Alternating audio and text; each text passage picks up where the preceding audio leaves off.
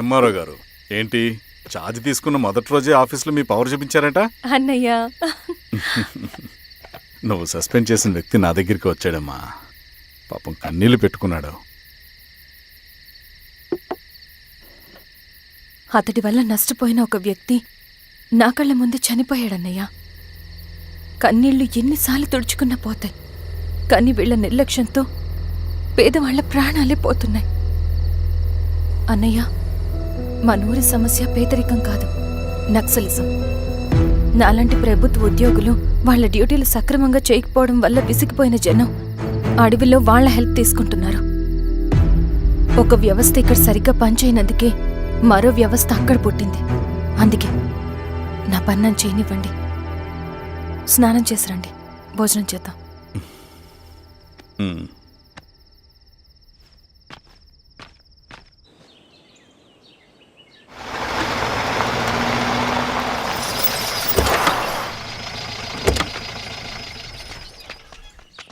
నమస్కారం అమ్మా. నమస్తే. ఇలా రండి. మీ ఊరు నుంచి కొందరు ఎంఆర్ఓ ఆఫీస్లో అప్లికేషన్స్ ఇచ్చారు. తను వాళ్ళ పేర్లు చెప్తారు, వాళ్ళని పిలవండి. అలాగే మేడం. వెళ్ళండి. Madam, coffee. నువ్వెప్పుడు వచ్చావు రవి? మీరు గంటకోసారి కాఫీ కావాలంటారు కదా, మాటి మాటికి వెళ్ళి రావడం ఎందుకని వచ్చేసా.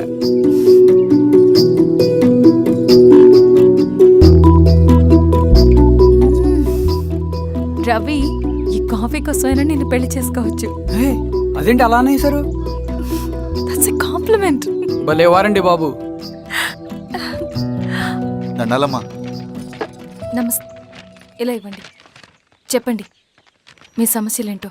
పేరు తలుపుల వీరాంజనేయులు, ఉన్నది 3 ఎకరాల పొలం. చిన్నుపాటి ధనుంజయరావు అనే మహానుభావుడు అందులో 2.5 ఎకరాల భూమిని తన పేరు మీద రాయించుకున్నాడు. అడిగితే నీ దిక్కున్న చోటు చెప్పుకోమన్నాడు. దిక్కులేనాడు కాబట్టి 1/2 ఎకరం భూమి మీదే పెద్ద కుటుంబాన్ని నెట్టుకొస్తున్నాడు. అవునమ్మగారు, ఆ పొలం ఎలాగైనా తిరిగి ఇప్పించేయండి అమ్మగారు. ఆ పొలం కోసం 3 సంవత్సరాల నుంచి తిరుగుతున్నాను అమ్మగారు. వీరబాబు, వీళ్ళందరి దగ్గర కలెక్ట్ చేసుకో. మేడం, దాదాపుగా ఇక్కడ ఉన్న వాళ్ళందరి పరిస్థితులు ఇవే. వీళ్ళ సమస్యలు పరిష్కారం కావాలంటే మాట్లాడాల్సింది వీళ్ళతో కాదు మేడం, మన ఊరి పెద్ద మనుషులతో. ఇందు మూలంగా 50 మంది గ్రామ ప్రజలకి తెలియజేయదేవనగా శ్రీరామగిరి గ్రామ పంచాయతీ మోతుబరి రైతులు, సన్న చిన్నకారు రైతులందరూ రేపు ఉదయం 10 గంటలకి ఎంఆర్ఓ ఆఫీస్ దగ్గరికి రావాలా.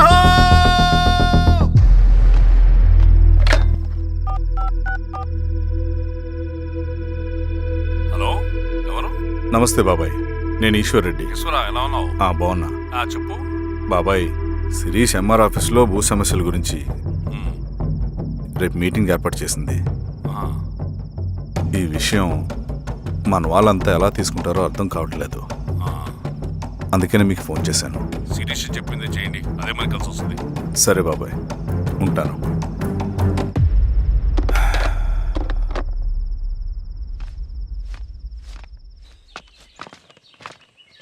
నమస్తే మేడం. నమస్తే అమ్మా.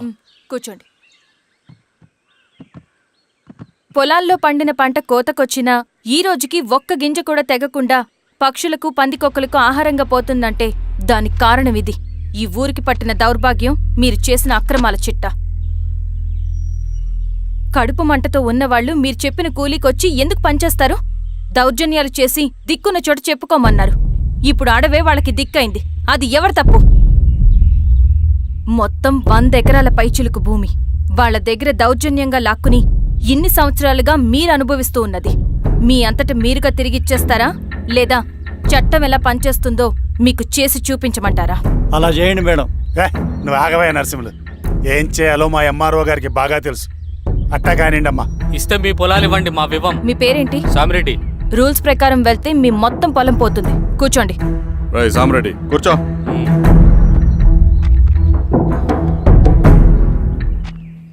ఏమ్మా, సంతోషమేగా?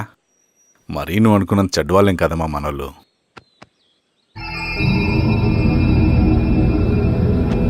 పదనాన్న. నమస్తే. పెద్ద ఆయన చెప్పాడు, అంతా మన మంచికే. పోను పోను నీకే అర్థం అవుతుంది. సెంట్రల్ కమిటీ నుంచి కొత్త ఆర్డినెన్స్ వచ్చాయి. దాంట్లో ముఖ్యమైనవి జరగబోయే మైనింగ్ ఆపాలి, రెండోది జెడ్పీటీసీ ఎలక్షన్స్ని బైకాట్ చేయాలి, దీనికి జనాల్ని సిద్ధంగా ఉంచాలి. లాల్ సలాం కామ్రేడ్. లాల్ సలాం. ఏంట్రవి, శ్రీరామ్గిరిలో భూస్వాములందరూ దేవుళ్ళైపోయారంట, పేద ప్రజలకంతా వరాలు ఇస్తున్నారంట, ఏంటి సంగతి? అవునన్నా, నేను కూడా ఆశ్చర్యపోయాను. ఒక గవర్నమెంట్ ఆఫీసర్ తలుచుకుంటే ఒక ఊరు క్షణాల్లో ఎలా మారిపోద్దో నా కల్లారా చూశానన్నా. అది కాదన్నా, అంటే నా ఉద్దేశం వాళ్ళు ఏం చేసినా దానికి ఒక స్ట్రాటజీ ఉంటుంది. శిరీష వాళ్ళ వర్గానికి చెందిన అమ్మాయి. ఆ అమ్మాయికి ఎంత పాపులారిటీ వస్తే వాళ్ళకంత మంచిది. ఎందుకంటే వాళ్ళ అన్నయ్య ఈశ్వర్ రెడ్డి రాబోయే జెడ్పీటీసీ ఎలక్షన్స్లో చైర్మన్గా పోటీ చేయబోతున్నాడు. ఈ అభిమానం మొత్తం వాళ్ళు ఓట్ బ్యాంక్గా మార్చుకోపోతున్నారు. అంటే అన్నా, శిరీష అయినా ఎవరైనా ఒకే తాను ముక్కలే. అధికారమే వాళ్ళ అవసరం తీరుస్తుంది. వీళ్ళందరూ అధికారం కోసం ప్రయత్నం చేసేది వాళ్ళ ఉనికిని కాపాడుకోవటం కోసమే. రేపే నామినేషన్ వేస్తున్నారు.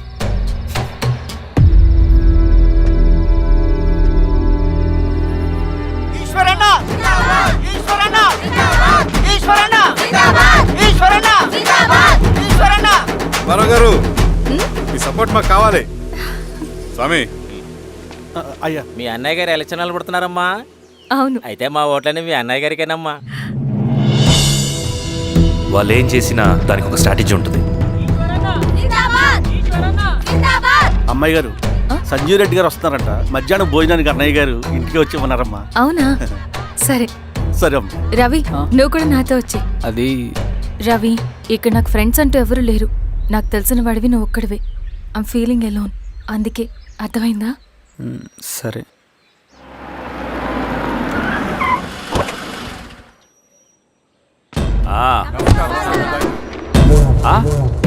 ఈశ్వరా, బాగున్నావా? నమస్తే చెన్నారెడ్డి. నమస్తే. బాగున్నారమ్మా? సుబ్బారెడ్డి, పదండి. ఊళ్ళో మనోళ్ళంతా బాగున్నారు కదా ఈశ్వరా? అంతా బాగున్నారు బాబాయ్. సంతోషం. ఈసారి మళ్ళీ మనం ఏకగ్రీవం అవ్వాలి రెడ్డి. మనకు పోటీ లేదు, మనదే విజయం. సంతోషం. కూర్చోండి.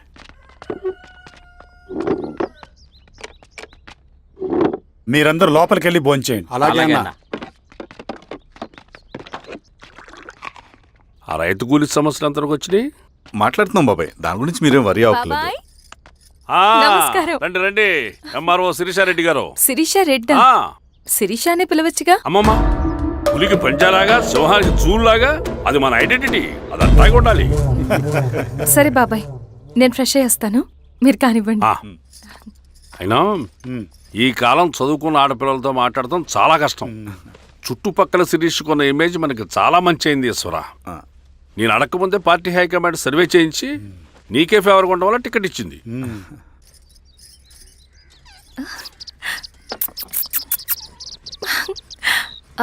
అనేవాళ్ళు ఎక్కడా? బయటికి వెళ్ళారమ్మా. ఓ, బయటికి వెళ్ళారా? రవిని పిలువు. అలాగే. మేడం. రవి, రా రా రా, కూర్చో. పర్లేదు మేడం. మేడం ఏంటి? శిరీషానే పిలవచ్చుగా. అది కాదండి, ఎవరైనా కూర్చో. చూస్తే. కూర్చోవయ్యా. ఇది ఆఫీస్ కాదు రవి, మా ఇల్లు. వడ్డించు. సరే అమ్మా. రవి, ఆ, అడవిలో నక్సల్స్ ఎక్కడుంటారో తెలుసా నీకు? ఏంటి శిరీష? అడవిలో నక్సల్స్ ఎక్కడుంటారో తెలుసా నీకు? ఎందుకు శిరీష గారు? తెలుసా తెలీదా? నాకెలా తెలుస్తుందండి? చూచాయిగా ఆయన తెలీదా? సరే, ఎక్కడుంటారో నాకు ఐడియా ఉంది. సాయంత్రం ఇద్దరం కలిసి వెళ్దాం. అది కాదండి. నువ్వు వస్తున్నావు అంతే, తిను. ఇది ఎక్కడ కూడా రా బాబు. సడన్ గా నక్సల్స్ అంటుంది, అడువంటుంది. కొంప తీసి నా మీద ఏమైనా అనుమానం వచ్చిందే ఏంటి? రవి, ఇక్కడే ఆపొకసారి. ఎందుకు ఇప్పుడు ఈ టైంలో అడ్వెంచర్లు? ఇప్పుడు జరగరాంది ఏమైనా జరిగితే రేపు మీ అన్నయ్యకి తెలిస్తే బాగోదు. రవి, చుట్టూ చూడు. పైన వెన్నెల, పక్కనే అడవి. అబ్బో, ఎంత బ్యూటిఫుల్ గా ఉందో. అవునా? అవునా ఏంటి? అసలు ఎప్పుడు చూసినా ఎందుకల్లా డల్ గా ఉంటున్నావు? కాలేజీలో ఇలా ఉండేవాడివి కాదు కదా, ఏమైంది? అది ఒక్క నిమిషం. హలో మేడం, పేషెంట్కి అర్జెంటుగా ఏ పాజిటివ్ బ్లడ్ కావాలి మేడం. రవి, అర్జెంటుగా హాస్పిటల్కి పోని. ఏమైంది? పోనీ. రండి మేడం, ప్లీజ్ రండి. పోలీసులకి నక్సల్స్ కి కాల్పులు జరిగాయి. ఆ కాల్పుల్లో గూడెం కుర్రాడు ప్రాణాపాయ స్థితిలో ఉన్నాడు. తన బ్లడ్ మీ బ్లడ్ సేమ్. ఆ బ్లడ్ గ్రూప్ మా హాస్పిటల్లో లేదు. అందుకే మీకు కాల్ చేశాను. ఓ అవునా? అవును మేడం. పదండి డాక్టర్. Thank you madam.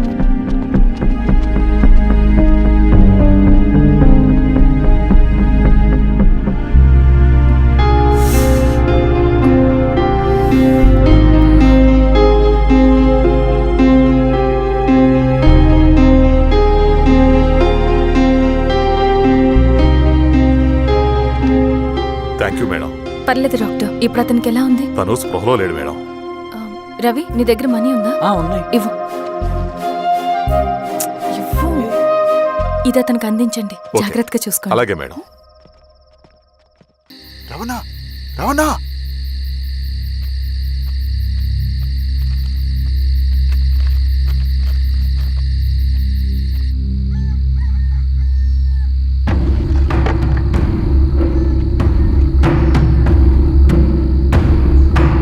బాబాయ్, బాబాయ్, ఏంటి ఈ టైంలో వచ్చావు?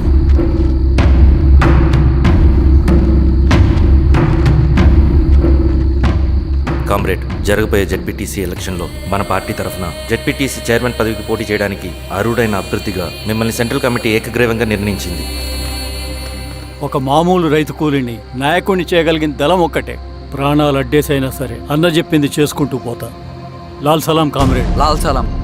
బాబాయ్, మీతో ఉన్న మన కూలీలకు, నీ వెనుకున్న సింగన్నకు ఈ గెలుపు ముఖ్యం. ఈ గెలుపు మన హక్కు కామ్రేడ్. వీళ్ళ మద్దతు మనకే ఉందన్నా. ఇది సరే, ఆ వర్గం వాళ్ళ ఓట్లు కూడా మనకు బాబాయ్. పడాలి. అలాగే అన్నా. నమస్తే. నమస్తే అమ్మా. ఆహా, మీ ఇద్దరిని చూస్తుంటే కడుపు నిండిపోతుందమ్మా. ఒక ఎంఆర్ఓ, ఒక జెడ్పీటీసీ చైర్మన్. అదేంటి బాబాయ్, ఇంకా ఎలక్షన్స్ జరగలేదు? పోటీ అని ఉంటేనే కదమ్మా ఎలక్షన్స్ జరిగేవి. అన్నయ్యది ఏకగ్రీవం. బాబాయ్, గారి నాయకత్వం, గారి నాయకత్వం. ఓ అయితే పోటీ ఉందన్నమాట. స్వామి, అమ్మా. కార్తీ, ఆఫీస్కి వెళ్దాం. అలాగే రండి.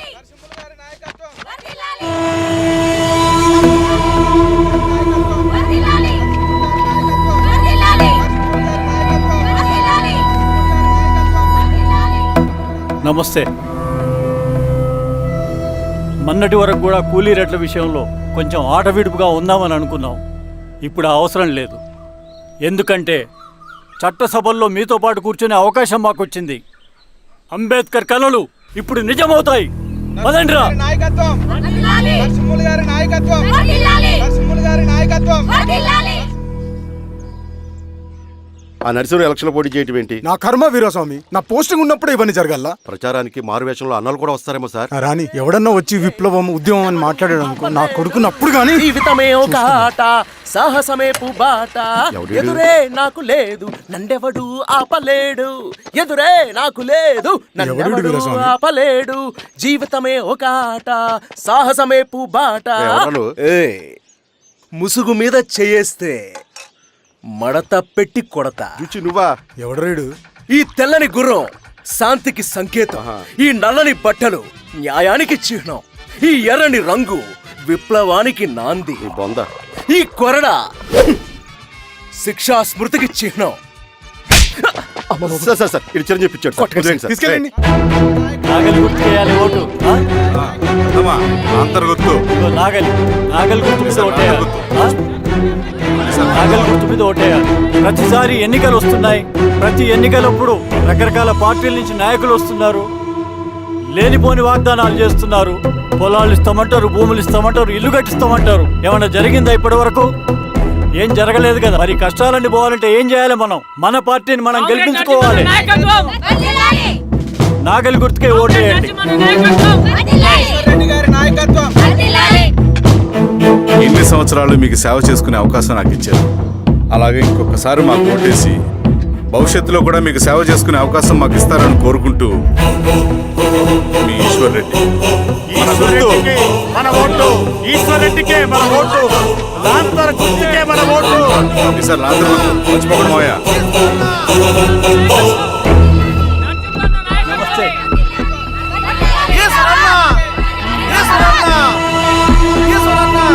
అబ్బాయి, పదండి. కదా లాంతర్ గుర్తు. అలాగే. కూలీ రేట్లు పెంచమంటే పెంచడం, ఎలక్షన్లో డబ్బులు మాత్రం మంచుతారు. ఏ మనుషులో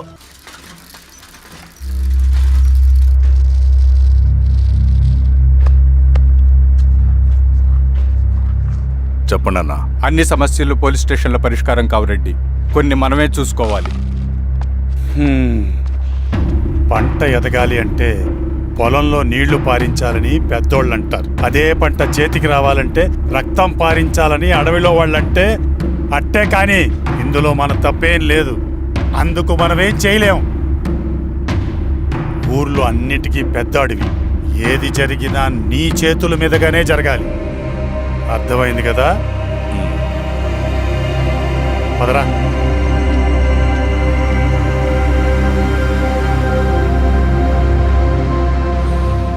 బియ్యంలో రాళ్ళున్నాయి, ఏరేయాలి.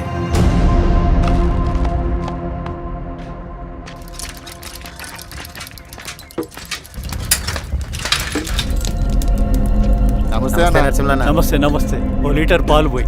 సుపన్ అంత బాగున్నారా? అవునవునా.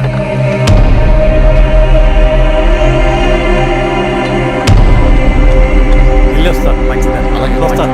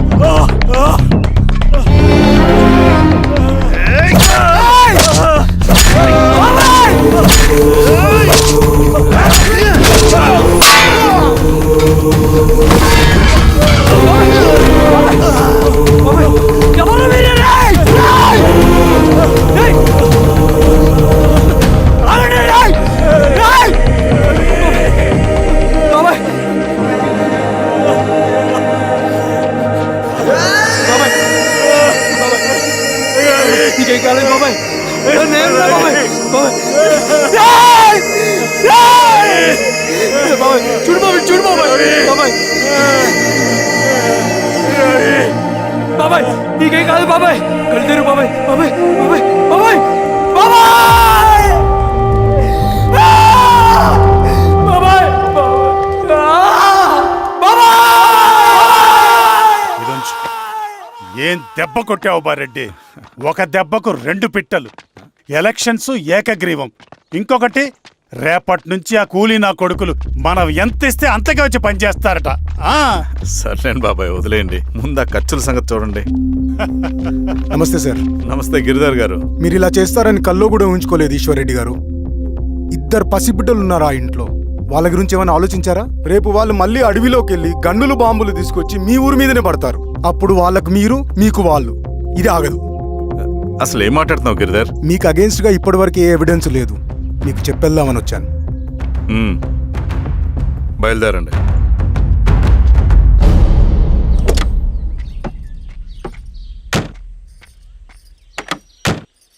రవి,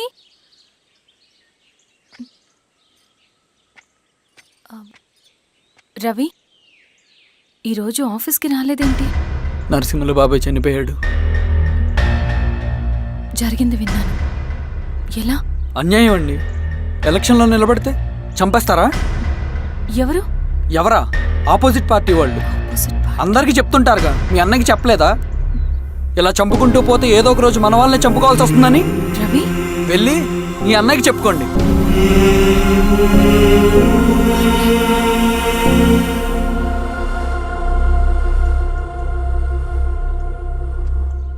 అన్నయ్య, నీతో మాట్లాడాలి. ఏంటమ్మా? ఎందుకు ఇలా చేసావన్నయ్య? ఊరంతా సరే, నువ్వు కూడా నన్ను తప్పడుతున్నావమ్మా. ఇందులో తప్పు పట్టడానికి ఏముందన్నయ్యా? నిన్న నా కళ్ళతోనే చూశాను. స్వామి కారా దానికి కదా.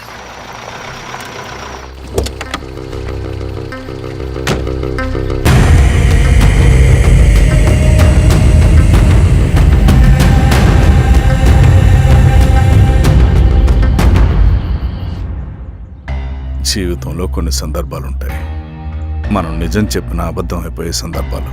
ఆ వచ్చిన వాళ్ళు ఎవరు ఏంటి అన్నది నీకిప్పుడు చెప్పిన అర్థం కాదు. నిజం నిలకడగా నీకే తెలుస్తుంది. నువ్వే ఇదంతా చేసినట్టు తేలితే మాత్రం నిన్ను జీవితంలో క్షమించలేనన్నయ్య.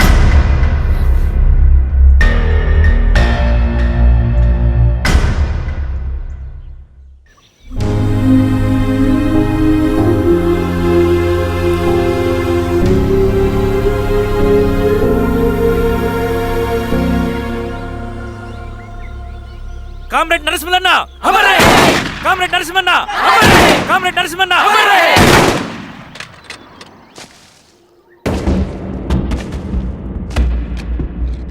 ఇలా జరుగుతుందని ఊహించలేదు. ఇవాళ నుండి వాళ్ళ కుటుంబ బాధ్యతలన్నీ మన విప్లవ సంఘమే చూసుకుంటుంది. రవి అన్నా, ఇది వెళ్ళి వాళ్ళ కుటుంబానికి అందివు. సరే అన్నా. ఈ రోజు నుంచి ప్రతి నెల మన తరఫున సహాయం అందుతుందని చెప్పు.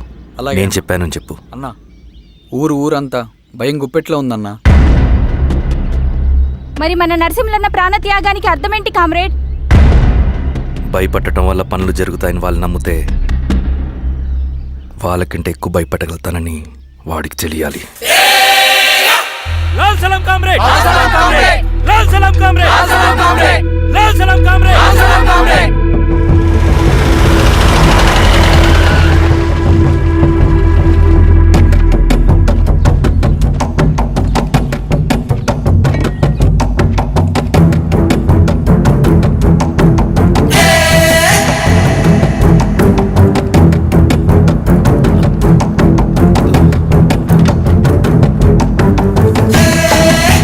మీరు ఏంట్రా అది?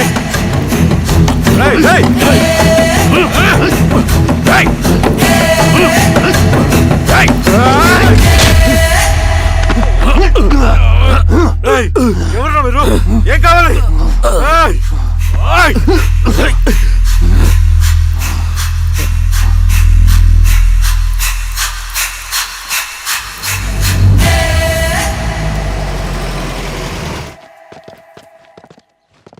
సార్, మన పోలీస్ టీం అడవంతా జల్లెడ పడుతున్నారు sir. You don't worry sir.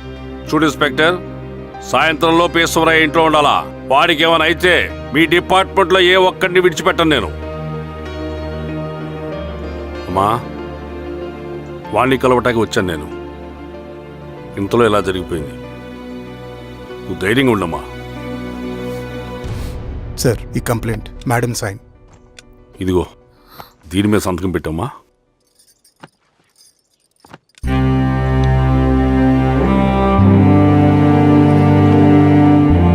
వెళ్ళండి, ముందు అప్పని చూడండి. సార్,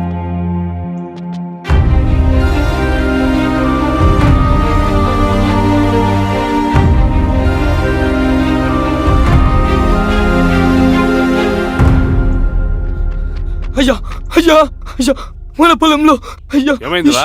ఈశ్వర్య శవం శవం శవం. చెన్నారెడ్డి, ఆ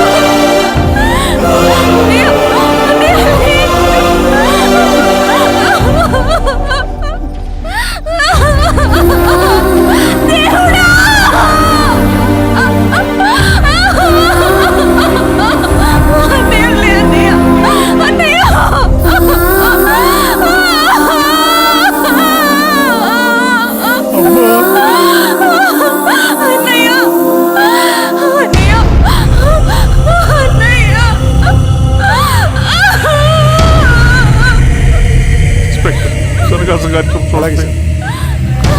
మీరే సార్ మీరు క్లియర్ చేయి. మీరందరూ జరగండి మా పక్కకి.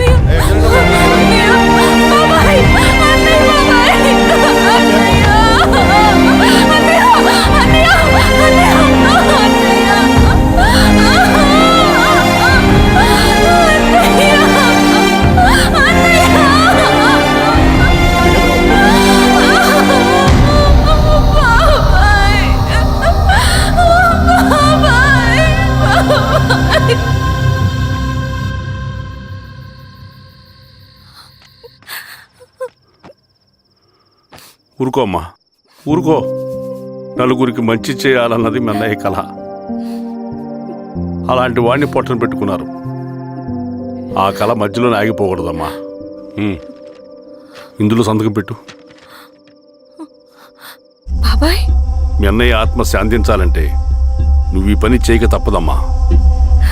కానీ బాబాయ్, నేను ఈ పరిస్థితుల్లో... అమ్మా, పరిస్థితులు చక్కబడాలంటే మనం పవర్లో ఉండాలి. ఇదిగో, నువ్వు పెట్టిన ఒక్క సంతకం చాలా మంది జీవితాలు మార్చింది. నువ్వు పెట్టబోయే ఈ సంతకం ప్రజాస్వామ్యాన్ని బతికిస్తుంది. పెట్టమ్మా.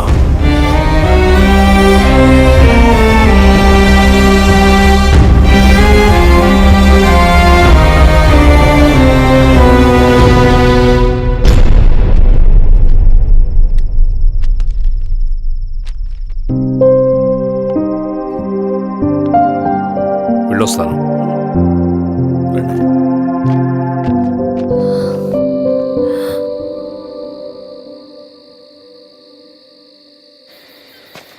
లాల్ సలాం కామ్రేడ్. లాల్ సలాం. పినపాక మండలం జెడ్పీటీసీ అభ్యర్థిగా శిరీషారెడ్డి. రవిని పిలిపించు. లాల్ సలాం కామ్రేడ్. లాల్ సలాం.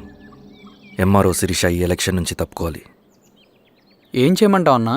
శిరీషాని ప్రజాకోర్టులో హాజరుపరచాలి. అది నువ్వే చేయాలి. అన్నా, ఎక్కడికి పోతున్నాం మనం? సమసమాజ స్థాపన వైపుకు. బలహీనుని బానిసగా మార్చి దోచుకోవాలనుకునే బలవంతుడి గుండెలు చీల్చే వైపుకు. అభయం ఇచ్చే ఎర్ర జెండా నీడ వైపుకు. రవి, అందుకే ఎలక్షన్ జరగకూడదు. గెలిస్తే మనమే గెలవాలి. డబ్బు, కులం, రాజకీయ కండబలం, సానుభూతి ఓట్లు కానీ గెలవకూడదు. ఈశ్వర్రెడ్డి హత్య జరిగింది కాబట్టి ఈసారి శిరీషకి హై సెక్యూరిటీ ఉంటుంది. జాగ్రత్తగా డీల్ చేయి.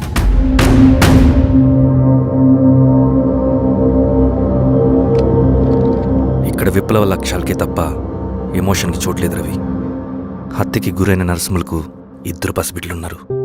అలాంటి ఎందరో పసిబిడ్డల భవిష్యత్తు కోసం మనం ఇచ్చేసినాం రవి.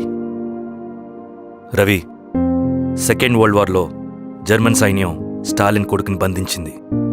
తమ జనరల్స్ని వదిలిపెడితే గాని నీ కొడుకుని వదిలిపెట్టమని బేరం పెట్టింది. స్టాలిన్ ఏం చేశాడో తెలుసా? దేశం కోసం తన కొడుకుని వదిలేసుకున్నాడు. కానీ జనరల్స్ని వదిలిపెట్టలేదు. అది కమిట్మెంట్ అంటే. అదే కమిట్మెంట్ నీకు మన ఉద్యమం పట్ల ఉంటే వెళ్ళి శిరీష తీసుకురా.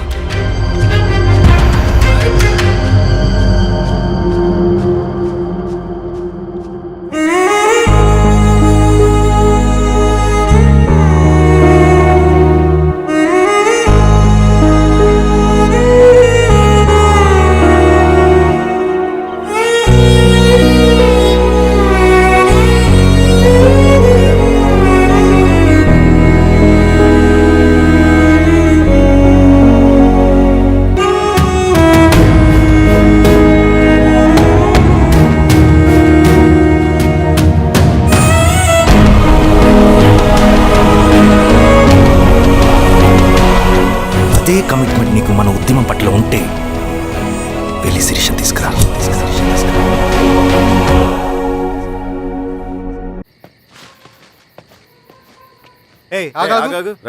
సార్, రవి మనోడేరా? వెళ్ళు.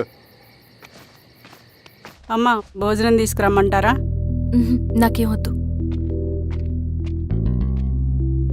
భోంచేయకపోతే ఆరోగ్యం పాడవుతుంది శిరీష. నువ్వు వెళ్ళి తీసురా అమ్మా. సరే. రవి, నాకు ఒక మంచి కాఫీ చేసిస్తావా? తలనొప్పిగా ఉంది. చేసిస్తా కానీ తర్వాత నువ్వు భోంచేయాలి.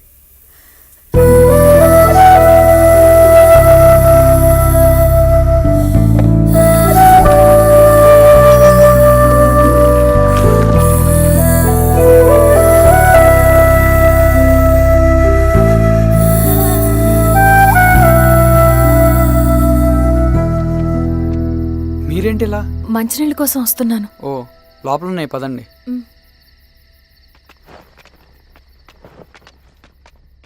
ఇదిగోండి మంచినీళ్ళు.